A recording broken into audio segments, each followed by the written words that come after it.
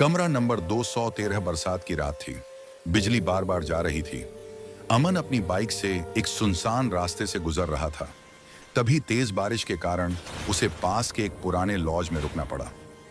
Register पर नाम लिखते समय अमन ने देखा, कमरा नंबर 213 खाली था, लेकिन उसके आगे लाल स्याही से लिखा था, रात 2:13 के बाद दरवाजा मत खोलना। अमन ने हंसते हुए पूछा, यह क्या मजाक है? रिसेप्शन पर बैठा बूढ़ा आदमी बोला, मजाक नहीं है बेटा। जो इस कमरे में 2:13 के बाद दरवाजा खोलता है वो फिर सुबह नहीं देखता। अमन ने बात टाल दी और चाबी लेकर कमरे में चला गया। रात का सन्नाटा कमरा पुराना था। दीवारों पर सीलन पंखा चरमराता हुआ घूम रहा था। घड़ी की टिक टिक कमरे में गूंज रही थी। 1:59 रात। अमन को नींद नहीं आ रही थी। तभी उसे लगा जैसे कोई दरवाजे के बाहर खड़ा है। थक थक। दरवाजे पर हल्की दस्तक हुई। कौन है? अमन ने पूछा।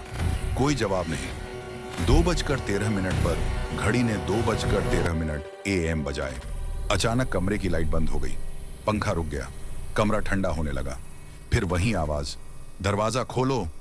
आवाज किसी औरत की थी, लेकिन बेहद भारी और टूटी हुई। अमन ने पीछे हटते हुए कहा, कौन हो तुम? आवाज आई, मैं इसी कमरे में रहती हूं, बहुत सालों से।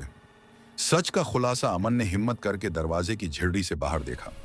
वहां एक औरत खड़ी थी। चेहरा जला हुआ, गर्दन टेढ़ी और आंखों से काला पानी टपक रहा था। अचानक उसके कानों में फुसफुसाहट गूंजी। 2:13 पर इस कमरे में मेरी मौत हुई थी। दरवाजा जोर जोर से हिलने लगा। धड़ाम धड़ाम।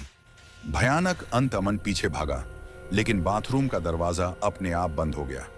आईने में उसने खुद को देखा, लेकिन उसका प्रतिबिंब मुस्कुरा रहा था। पीछे से वही आवाज आई, अब ये कमरा तुम्हारा है। घड़ी फिर 2:13 दिखा रही थी। अगली सुबह लॉज के बाहर पुलिस थी। कमरा नंबर 213 फिर से बंद कर दिया गया। रजिस्टर में एक नया नाम जुड़ चुका था, अमन, और नीचे लाल स्याही में लिखा था, रात 2:13 के बाद दरवाजा मत खोलना।